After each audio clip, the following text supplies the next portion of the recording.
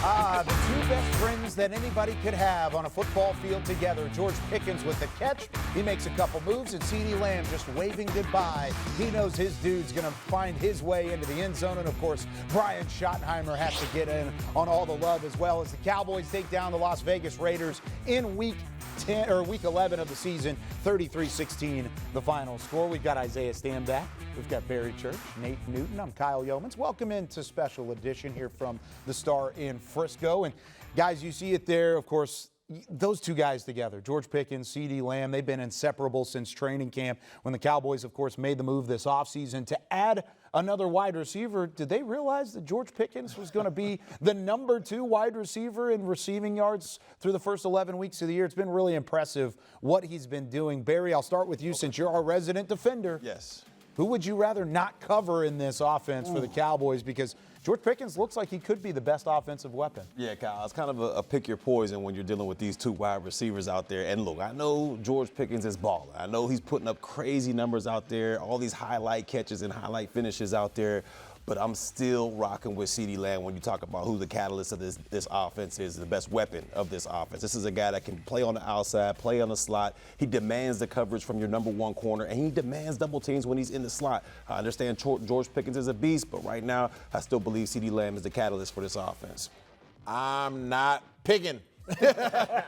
Listen, these guys work in tandem. I'm not going to try to separate these guys, say who's better than the other, who's more important. They require each other.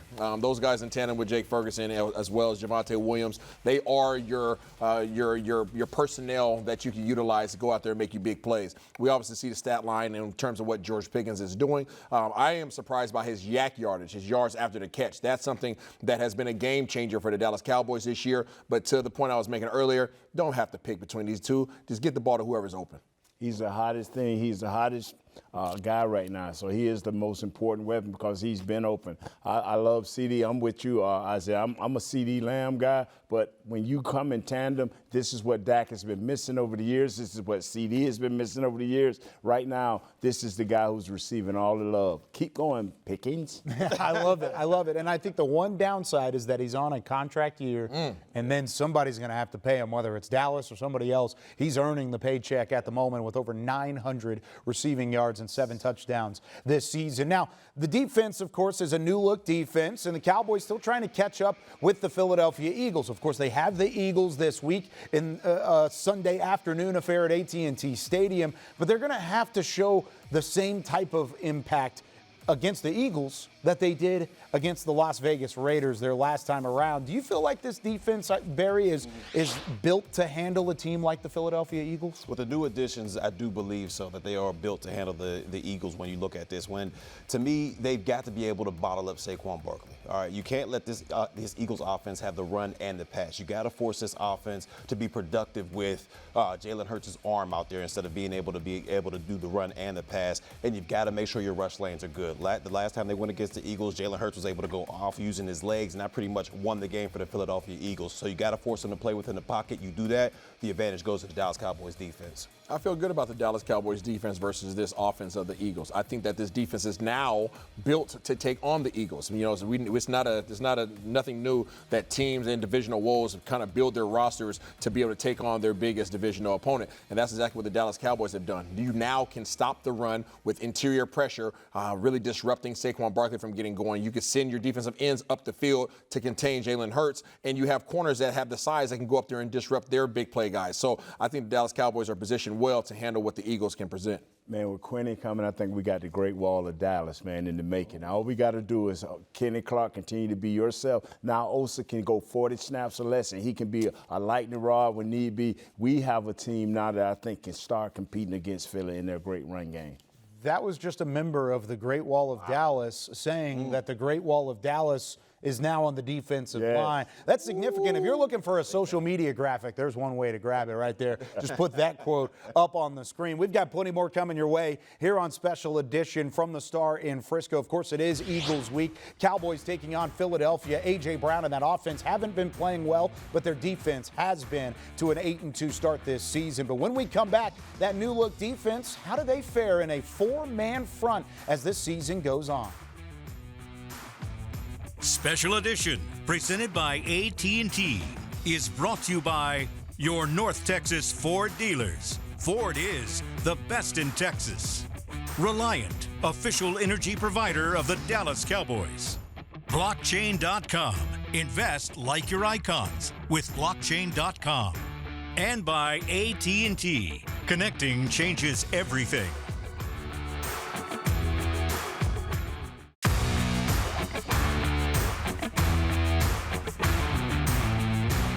This segment is brought to you by your North Texas Ford dealers. Ford is the best in Texas. Two of the highest graded interior defenders in all of the NFL wore a star on the side of their helmet. This is a rarity to see. Two Cowboys interior defensive linemen graded in the 90s according to Pro Football Focus. Both Osa Odigizua and then the newcomer Quinnen Williams graded in the 90s. It's a new look defensive front. And a lot of Cowboys fans, Isaiah, may be looking at this and saying, are they going to run a 4-man front? Are they going to run 5-man fronts? We've seen that a couple times from Matt Eberflus. But as you take a look at the film, where do you feel like this Cowboys defense is gravitating when it comes to their base defense and what they're going to showcase throughout the rest of the season? Yeah, well, I think that Dallas is going to eventually gravitate towards a base 4-3 set, meaning 4 down linemen, 3 linebackers. But it's always going to be predicated on the opponent that you're going against. Last week against the Raiders, obviously we were in a base set because they like to run 2 tight end sets. So you go with your big fellas up front and you go with your 3 linebackers. Most teams are going to run 11 personnel, which means 1 tight end, 1 running back, 3 receivers, okay? So you're going to match that up with 4 down linemen, 2 linebackers, and you'll have your 5 DBs in the secondary. But let's go ahead and take a look at what was taking place in this particular game against the Raiders. Okay, so right here, this is going to be your center, okay? Very important to note where your center is so that you can see exactly where everybody else is going to line up, okay? So based upon your center, that's where he is right there. Let me go ahead and fast forward a little bit so you guys can see. Boom, boom, boom, boom, boom. All right, perfect. Now that everybody is set, okay? Now that this is your center right here in the middle, okay? What is now taking place? Now you're going to line up your guy in a 3 shade, okay? Then you're going to have your other guy right here in a 1 shade, right off between the center and the guard. This guy is between the center, the left guard and the left tackle. You have your defensive end that's going to be out here over your tight end, and then you have a 7 technique out here with your other defensive end. You're able to walk your linebacker over here on the overhang. You have your middle linebacker. You have your outside linebacker. Now that these guys are all consumed, see what takes place when the ball is snapped. Boom, coming off, all right, as an offensive lineman now. Okay, we just talked about the center. Center is going to go out here and double team against what? Your 1 shade. Now you have your guard and your tackle working against your 3 shade right here, your 5 shade, and then you have your middle linebacker that now has free run through. There's a gap right there that he can run through. DeMarvion Overshown is not waiting. He can now run through. And now you're going to have all these gaps filled. Boom, you guys are going to see everybody taking up every single gap. Now, as his running back, Ashton Jeanty, comes to the line of scrimmage, he's going to see that Malik Hooker right now is filling the gap. He wants no part of that smoke right there. So what is he going to try to do? He is going to try to bounce it, okay? But what he doesn't know is if you try to bounce it, we have a defensive end right here who is peeking. He's peeking to the inside. He's peeking to the outside. He's facing a tight end, so he feels like he could go ahead and shed this block, which he does. All right, we got Donovan Ezraku sheds his block. We have Malik Hooker on the run through. He sheds his block. We still have outside leverage right here. There is nowhere to go. That's what happens when you have a 4-3 set. Guys are taking up their gaps. It allows the linebackers a free flow because these offensive linemen have to go on double teams, and they can't let one of our defensive linemen go because if they do, it turns into a one-on-one matchup. And as you saw on the stat sheet, we're going to win those. And that's where you hear the term gap discipline. If you're able to stay disciplined in your gaps, it allows your linebackers to run free and fill their gaps. And then if you fill the gaps like they did on the right side of the line of scrimmage on that occasion, Jeanty has to go left. Everybody on the left side knows that. And then you got a tackle for loss like we see there. Storm, baby. Things are starting to work out a little bit more for Matt Eberflus in this Cowboys defense, but they're facing a tough test this week against the Philadelphia Eagles. They're the best in the NFC with an 8-2 record. How do they match up with the Cowboys this week? This segment was brought to you by your North Texas Ford dealers. Ford is the best in Texas.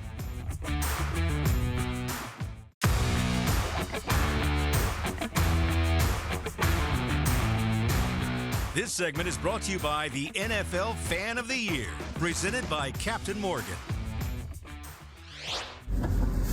Here, you can have this. I don't need it anymore. What are you doing? Why do you got cow? Because I like the Cowboys now. You're a traitor, yo. I love that last line there. You're a traitor. What are you doing? I love that across the board. Of course, us in Cowboys Nation, we welcome new fans every day of the week. Come on over. Come on to the good side. Back with Isaiah Stanback, Barry Church, and Nate Newton. I'm Kyle Youmans. So glad you're with us. Now, of course, Philadelphia has a lot of fans that are happy right now with the way that they've been playing. 8-2 record, but the offense hasn't been playing well. Their defense has been. How are they still one of the best teams in the NFC? We'll start with you, Nate. They're the best team because they have one of the #1 defenses. Things that travel on the road, they have in place. That's a great defense, an interior defensive line that stops the run with 2 guys, and they have a running back called Saquon Barkley. Those 2 things travel. When you can run and when you can play defense, you have a chance to be the best at what you do. Yeah, I'm not going to say that they are the best, but they are one of the best for sure. I think the Rams have the crown right now. But in terms of the Eagles and what they present, to Nate's point, anytime you can stop the run and now you can rush the passer, they went out there and got Phillips at the defensive end position. He's causing havoc. So now they have a designated pass rusher. It causes problems for opponents. And then obviously you'd be able to go on offense and hand the ball off to Saquon. That always helps. Yeah, when I look at this Eagles team, to me, it doesn't matter the style of the fight. They always seem to find ways to win the ball game. Whether they're down, 17 points, they got to battle back and win, or, it's a 10-7 ball game. Whatever's required of this team to go out there and win the ball game, they do just that. Jalen Hurts, whether it's using his legs or throwing for 300 yards or making sure he doesn't turn the football over, they always find a way to win the ball game, and that makes this team extremely dangerous. They're dangerous across the board, and I know you said that you feel like the Rams are the #1 team in the NFC. If the season ended today, Philadelphia would still be the #1 seed, and they would have that bye. So they're in position to do it all over again. And, of course, we've seen this a number of times before. The tush push has been a play synonymous with Philadelphia throughout the last couple of years since Nick Sirianni showed up in Philly. But what's your opinion on the tush push? Barry, I know as a defender, you've always said if you can't push as a defender, why should the offense be able to? Yeah, at first, I really hated it. I really did. Okay. But now, to me, if you guys got to go out there and stop it, and the way to stop it is you got to win 1st and 2nd down. You can't let these guys get in the 3rd and 2, 4th and 1, because then the tush push is coming. So for me, if you want to stop it, win on 1st and 2nd down, earn the right to rush the passer, and that's how you stop all this tush push nonsense. Yeah, I don't want to push you to tushy and tushy to pushy. You got to go out there, to Barry's point, just don't let them get in that situation. There's really no effective way to stop it consistently. You might get lucky from time to time, but at the end of the day, the only way you can stop it is by spearing somebody in the back of their neck, and nobody's trying to do that. No, that's a penalty, Isaiah. That's the only way to stop it. You're right. It's a penalty, though. Nate? Oh, wow. Yeah, no more tush push. Yeah, Nate's against it entirely. That's the case. That's the thing is, it's hard to stop because of the way it's officiated. That's where there's a little bit of a discrepancy. There's no way to get lower than somebody who's putting their face at the ground. So it's just.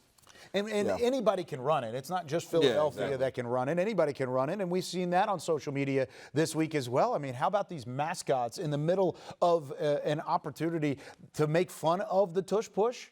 They're the ones pushing the tush and making it happen up front as well. Kind of interesting. Oh, here you go. Here's the mascots and what they're bringing to the table. Oh, there they go. Oh, look at them all into the dorm room. How about that? Lots of fun. Oh, wow. With it across the board.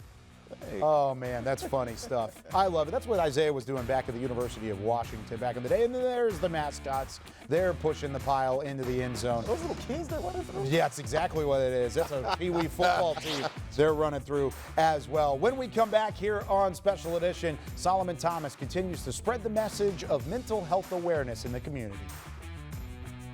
This segment was brought to you by the NFL Fan of the Year, presented by Captain Morgan.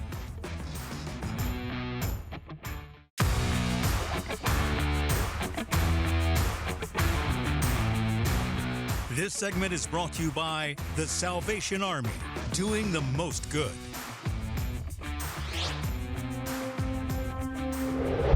Yeah, today's been a little emotional, coming to do this. We were going to do one last week, and then we decided to push it back a week just because of everything that was going on, and, didn't know how I'd feel going into it. Black youth, we are 2 times more likely to have a mental health illness, but we're 3 times less likely to get mental health help.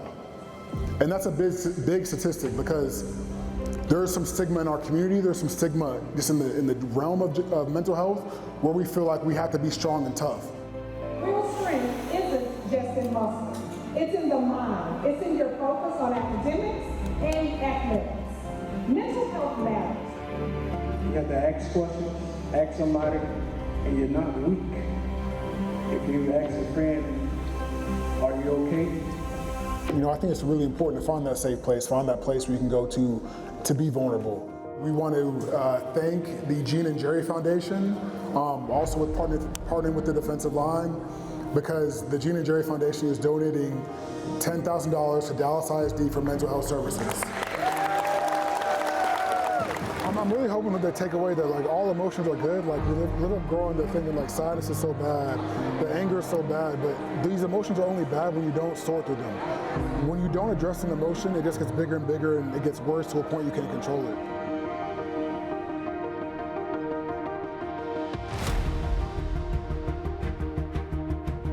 Great stuff from current Cowboy Solomon Thomas and Cowboys defensive back, former defensive back Kenny Gant, serving in the community. In the Frisco community, come out to the Star in Frisco. The Christmas extravaganza powered by Reliant is back every Friday and Saturday night from November 21st through December 20th for a spectacular holiday show with the Dallas Cowboys cheerleaders, rhythm and blue dancers, Rowdy, Santa Claus, and a surprise tree lighting appearance from your favorite Cowboys heroes. Best of all, it's all free. For details, visit thestardistrict.com and don't miss out on all the holiday magic.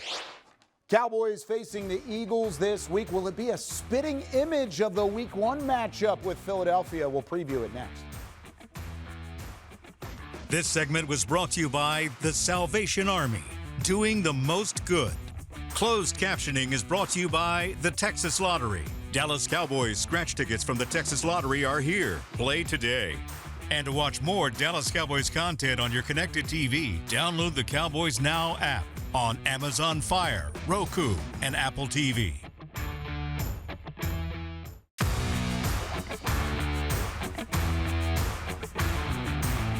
Special edition presented by AT&T was brought to you by your North Texas Ford dealers. Ford is the best in Texas.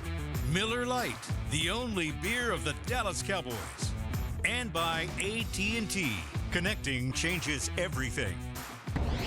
Catch y'all at the Salvation Army's Red Kettle Kickoff on Thanksgiving. Let's make it a party, Cowboys Nation. Go Boys! Yippee! Diehard Cowboys fan Post Malone will be performing at halftime for the Cowboys Thanksgiving matchup with the Kansas City Chiefs. That'll be a fun one as well. Back with Isaiah Berry and Nate. I'm Kyle Youmans wrapping up here on Special Edition. That matchup against the reigning AFC champions. They've got a matchup against the reigning Super Bowl champions this week. Their second of the season. And I said in the last segment, is it going to be a spitting image of what was Week 1? They're probably not going to see an ejection prior to the first snap from Jalen Carter, who, of course, spit on Dak Prescott early in that game, was fined nearly $60,000 for the incident. But you're not going to get that benefit of not having one of the best defensive tackles on the other sideline. No, this defensive line is going to be substantially better than what you faced in Week 1. Jalen Carter's there. Phillips is at the defensive end. This is not the same. This is not the same defensive line, so get your mind right.